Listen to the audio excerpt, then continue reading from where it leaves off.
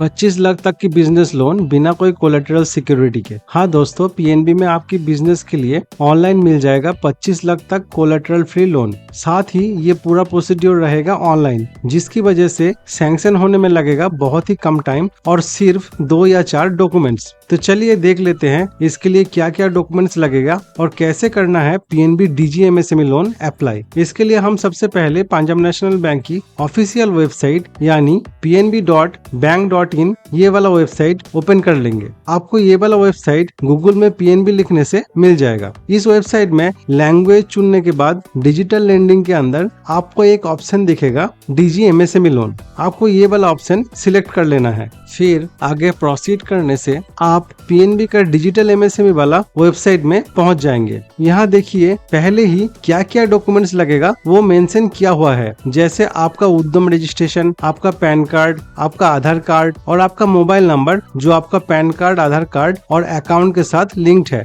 थोड़ा सा नीचे आप देखिएगा इसमें अप्लाई करने के लिए मुद्रा लोन की तीनों कैटेगरी दिया हुआ है, जैसे शिशु, किशोर और तरुण, और एक कैटेगरी है अदर वर्किंग कैपिटल। शिशु में आप लोग 50,000 तक की लोन अप्लाई कर सकते हैं, किशोर में 50,000 से 5 लाख तक और तरुण में 5 लाख से 10 लाख तक, और अदर वर्किंग कैपिटल में 10 लाख से 25 लाख तक।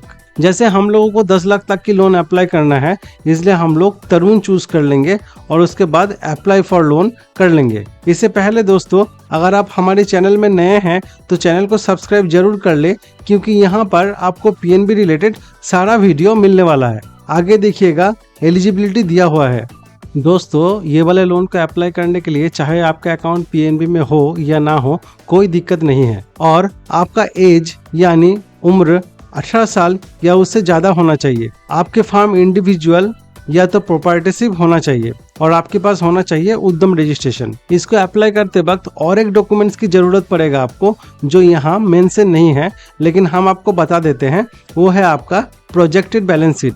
इस प्रोजेक्टेड बैलेंस शीट को आप अपने पास जरूर रखिएगा। इससे आगे कंटिन्यू करने के बाद आपको टर्म्स एंड कंडीशन एक्सेप्ट करने के लिए बोला जाएगा। फिर डिजिटल एमएसएमई का मेन एप्लीकेशन पेज खुल जाएगा। दोस्तों, अगर आपका लोन कभी बैंक में रिजेक्ट हुआ हो या इस लोन को अप्लाई करते वक्त आपको किसी भी स्टेप में दिक्कत आता है तो कमेंट में जरूर बताइए। तो यहाँ पे पैन कार्ड देने के बाद आपको वेरीफाई पैन कार्ड करना होगा, फिर देना होगा आपका मोबाइल नंबर और सेंड ओटीपी करना होगा। सेंड ओटीपी करते ही आपके मोबाइल नंबर पर एक ओटीपी आएगा, जिसे आप एंटर कर लेंगे और कैप्चा देने के बाद कर लेंगे वेरीफाई ओटीपी। फिर जो नेक्स्ट स्क्रीन आएगा, इसमें आपको कुछ डिटेल्स देना होगा, जैसे आपका लोन टाइप। यहाँ पर आप अपने लोन अमाउंट के हिसाब से लोन टाइप चूज करेंगे, लेकिन जो लोन आपको सबसे आसानी में मिलने वाला है वो है overdraft financial projection based, maximum 10 lakh तक। प्रोजेक्शन वाला सिलेक्ट करने का एक और बेनिफिट है कि यहाँ पर आपको आपका बैंक अकाउंट की स्टेटमेंट अपलोड करने का जरूरत नहीं पड़ेगा। तो लोन फैसिलिटी चूज करने के बाद हम लोग रिक्वेस्टेड लोन अमाउंट भी दे देंगे। उसके बाद लीड सोर्स में आपको कुछ देने का जरूरत नहीं है, हमारे पास लीड सोर्स वाला डेटा था इसलिए हम लोग डाल दिए। आगे नेचर और सिक्योरिटी ऑटोमेटिक सिलेक्ट रहेगा, आपको कुछ भी इसमें चेंज करने का जरूरत नहीं है। इसके बाद आपको अपना उद्यम रजिस्ट्रेशन नंबर देना होगा और उद्यम के साथ जो मोबाइल नंबर लिंक्ड है वो नंबर देने के बाद गेट ओटीपी करना होगा। फिर आपके मोबाइल नंबर पे जो ओटीपी आएगा वो देने से आपका उद्यम रजिस्ट्रेशन वेरीफाई हो जाएगा। अगर आपको इस स्टेप में कोई दिक्कत आता है आप कमेंट में जरूर बताइए। फिर आगे आपको आपका ईमेल आईडी देना होगा और गेट ओटीपी करने के बाद आपकी ईमेल आईडी पे जो ओटीपी आएगा उससे आपका ईमेल आईडी भी वेरीफाई करना होगा। ईमेल आईडी वेरीफाई होने के बाद आपको ब्रांच सिलेक्ट करना होगा, जिस ब्रांच में आप लोन के लिए अप्लाई करेंगे। सबसे पहले आपको स्टेट सिलेक्ट करना होगा और उसके बाद सिटी और उसके बाद आपका ब्रांच नेम, और इसके नीचे एक ऑप्शन रहेगा do you want to select different branch. इसमें आप नो करने के बाद प्रोसीड करेंगे। इससे आगे आपसे एक कॉन्सेंट मांगा जाएगा CKYC के लिए, इस पे आप टिक करके प्रोसीड कर लेंगे। आगे आपको आपका फार्म का नाम, फार्म का establishment date, PAN card, email ID, mobile number, firm का एड्रेस, सारा कुछ दिख जाएगा। ये डेटा जो आपकी उद्यम रजिस्ट्रेशन से उठाया गया है। खाली यहाँ आपको सिर्फ चूज करना है कॉन्स्टिट्यूशन ऑफ बिजनेस। इसमें इंडिविजुअल या प्रोप्राइटरशिप दोनों में से एक चूज करना होगा। आगे आधार वेरिफिकेशन में आपको आधार कार्ड का नंबर देना होगा और गेट ओटीपी से ओटीपी के थ्रू आपके मोबाइल नंबर पे जो ओटीपी आएगा उससे आपको आपका आधार कार्ड वेरीफाई कर लेना होगा। इसके नीचे रहेगा प्रोमोटर और प्रोप्राइटर डिटेल्स। इसमें भी सारा कुछ ऑटो सिलेक्ट रहेगा। इसमें खाली आपको टाइटल सिलेक्ट करना होगा प्रोमोटर का और फादर नेम देना होगा। इसके नीचे आप प्रोमोटर का address details, social category, promoter minority है कि नहीं, ये सारा डिटेल्स सिलेक्ट कर लेंगे। फिर आगे नेचर ऑफ कोलेटरल सिक्योरिटी में CGTMSE यानी गवर्नमेंट गारंटी ऑटोमेटिक सिलेक्ट रहेगा। अगर आपको किसी भी स्टेप में अप्लाई करते वक्त दिक्कत आता है तो कमेंट में आप जरूर पूछिए और चैनल को सब्सक्राइब जरूर कर ले।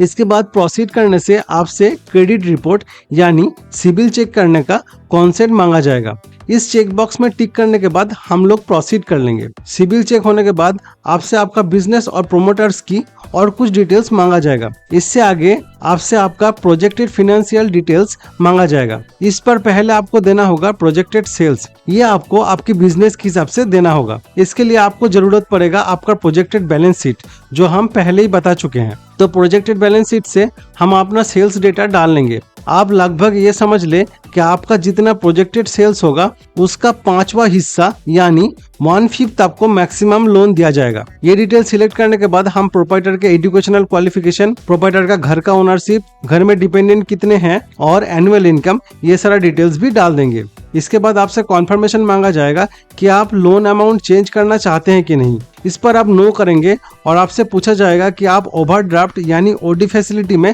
कंटिन्यू करना चाहते हैं कि नहीं। इस पर भी आप यस कर लेंगे। दोस्तों, बैंक में सीसी और ओडी के सारे सिस्टम ही एक जैसे हैं, तो आपको घबराने का कोई जरूरत नहीं है। चाहे आपको सीसी मिले या ओडी मिले, पूरा सिस्टम एक ही रहेगा। तो ये सिलेक्ट करने के बाद प्रोसीड करते ही आपका लोन एप्लीकेशन सक्सेसफुली प्रोसेस हो जाएगा और ये पहुंच जाएगा आपके ब्रांच में अप्रूवल के लिए, जिसमें बहुत ही कम समय के अंदर आपका लोन का प्रोसेस और बाकी फॉर्मेलिटी भी कंप्लीट कर दिया जाएगा। दोस्तों, अगर आपको ये वीडियो अच्छा लगा तो वीडियो को एक लाइक और हमारे चैनल को सब्सक्राइब जरूर कर ले।